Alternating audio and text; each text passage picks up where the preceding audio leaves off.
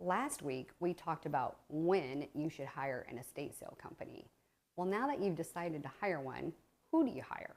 And that's what we're going to be talking about today, is what questions to ask an estate sale company before you hire them. Estate sale companies are not regulated in most states like we are as real estate professionals. There's not a lot of licensing requirements, so it's really important that before you sign a contract that you ask some pretty specific questions to make sure there's no surprises when the estate sale gets set up and actually happens. So these are the questions that I recommend to my clients and now to you to ask before you proceed with hiring an estate sale company. So let's get into it here. And of course, if you missed last week's video, I will drop that in the description below.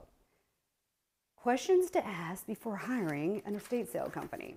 Question number one, do you have a written contract? I think it goes without saying that if they don't have a contract, don't even waste your time. And if it's just one little simple one-page contract, probably also not going to be detailed enough for you. You want to make sure that they have a very detailed written contract. And on that contract, it's going to spell out a few things for you, such as timelines, what services are included, what is their commission structure or how do they get paid, how payments work, both for the customer and for you. Is there any, in other words, is there any sort of upfront fee before they set up, or is everything handled at the end of the sale? And then what condition will the home be in once they've left? Once the sale is over, what can you expect the home condition to be in? It should be in the same condition in which it was when they entered. So you want to make sure all those things are spelled out in the contract. Question number two, what is their commission structure? Most estate sale companies work off of an industry standard. It's somewhere between 30 to 50% of the sales is how they get paid. So, sorry, I have my ceiling fan on because it's hot. Oh, sorry, my hair keeps blowing around. Anyway, industry standards are usually anywhere from between 30 to 50% of gross sales. That's kind of a wide range. So you want to find out once they get to your house, like what is the commission structure? I mean, they might not be able to tell you till they get there and find out what kind of belongings that you have. So ask specifically where you fall between the value of your items, the size of your estate, and then also ask if there's going to be any additional fees. Are they going to charge you for any of the credit card fees, credit card processing fees, any advertising? Are they going to charge you to have the home cleaned out if you don't want anything left at the end of the sale? So all pretty important questions to ask before you proceed. Question number three, how do you determine pricing on the items? Ask them how they're going to price the items is kind of important because we all know there's a difference between something that looks valuable and something that actually is valuable and vice versa. I had a client one time, her loved one had a set, like a china set of some sort. And I'm like, that's not a question I can answer, but it come to find out just because it looked nice, it really wasn't of anything of value. So those are kind of some important questions you want to ask is in terms of how do you determine the pricing of items?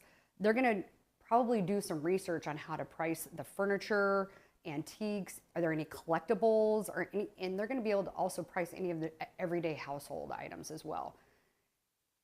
And then there's going to be the rare occasion they may have to bring in an outside appraiser for something. So let's say Uncle Tom was a huge baseball fan and he had signed baseballs from back in the day, Babe Ruth or whoever. I'm not a baseball person, but I'm just throwing a name out there. Let's say you found an autographed baseball or an autographed bat, something along those lines. They may have to bring in an outside expert to find out what the value of those items are and whether or not they can even handle that. So just something to think about. Question number four, how long is your wait list? And then how long for the entire process to take place? So this is kind of a two-part question. How long is their wait list? How long is it going to be before they can even get in your door to start setting up for an estate sale?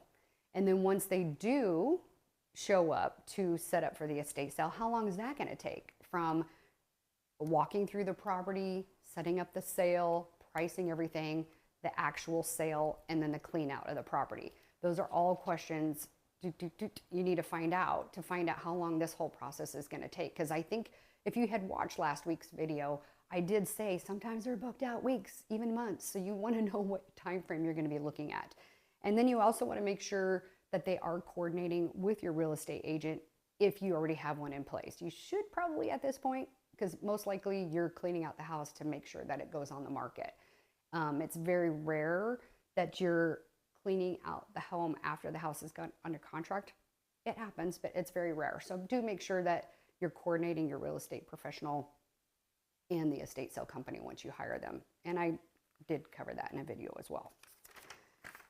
Okay, question number 5. It's simple, but it's critical. Are you bonded and insured? I think this kind of goes without question. You're going to have people coming through your property. Pray nobody gets hurt while they're there for the estate sale or setting up. What if something gets damaged while they're there? That liability should not land on the estate. So they need to let you know that they're bonded and insured, and then for how much. That's all I got for that one. Question number 6. What happens to the items that do not sell? They should have a process in place. This is really important that you ask this, because when I used to do real estate up in Washington State, handling clients this way as well, I remember a time where a gentleman had hired, there was only a couple of estate sale companies in town, and there was some garbage left over from the estate sale company. And it sat there for weeks because it was too much. The gentleman didn't have room in his garbage container for all of the garbage that was left. It took him weeks to get out there. I was pretty frustrated. In fact, I really didn't refer that company much after that, because most real estate professionals work hand in hand with an estate sale company, and that reflects on the real estate agent. So I didn't much work with them after that. So anyway, some real estate sale companies are going to, they're either going to auction off the remaining items. Let's say it's the last 3 hours of the sale and you still have a handful of things left. Some of them will auction off everything in just one big bulk bid. Some of them have a clean out service that will come and get the rest of the items there. And then sometimes they'll even help you donate the items that don't sell. So you want to make sure that you get that in writing. You want to make sure that there's no garbage left or anything like that. Question number 7. Can I talk to any of your recent references? You want to talk to 2 to 3 people that have recently gone through this process and had estate sales with them, and recent, not a year ago, something in the last 2 or 3 months. And you want to ask them a couple questions. You want to find out, were their expectations managed correctly? Were there any surprises during the process? And how was their communication? You want to kind of ask those questions to make sure that you're not going to end up jumping through hoops and having to deal with a little bit more drama than you wanted to. So it's worth it to pick up the phone and call a couple references if they're willing to talk to you. I know that people can leave reviews and stuff like that, but not everybody leaves a review when they're not happy. So do ask for a couple references. Question number 8. How do you handle staffing and security? You're going to be having strangers walk through your loved one's home. There's going to be valuables there, and not just the sale, but also the staffing. How many staff members do they have to set up? How many staff members are they going to be there the day of sale? And how are they coordinating the staff members to make sure there isn't any theft of valuables during the sale? Sometimes you'll see estate sale companies put a lot of they'll purposely set up a table at one area of the house where people are going to pass by them, and they will actually put some of the more expensive collectible items behind them so people can see them, but they can't have access to them, and then that way they can monitor it. So it's kind of important, is to find out how they're handling those things.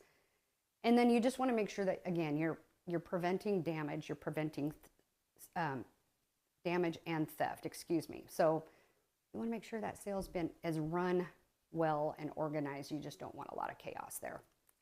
Question number 9. We're almost to the end here.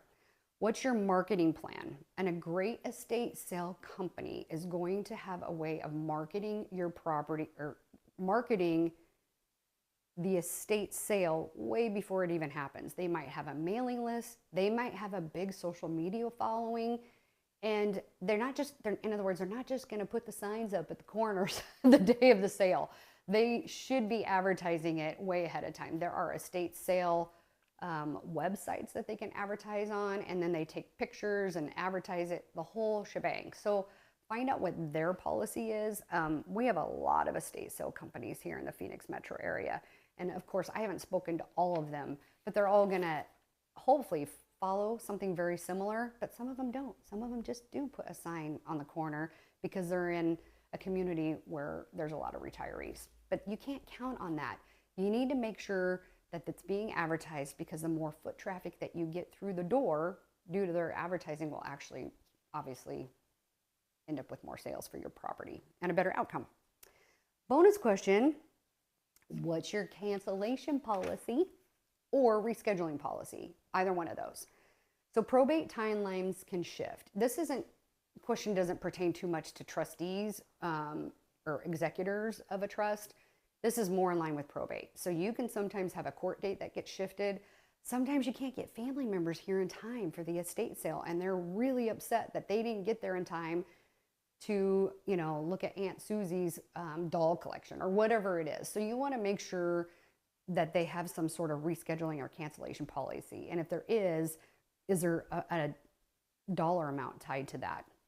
And how much upfront time do they need for that as well? So if they're booked out weeks in advance, you need to keep that in mind, because it could shift you right back to the back of their list if you decide to reschedule on them.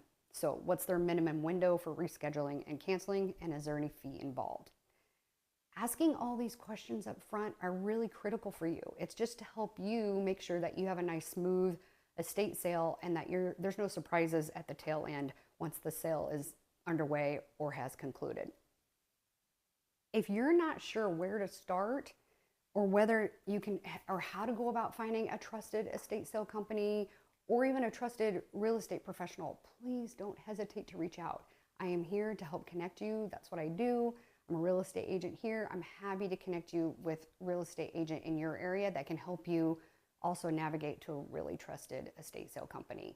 And again, if you need copies of these questions, just reach out to me. I'm happy to send those to you. If you got any value at all out of this video, please give me a good thumbs up.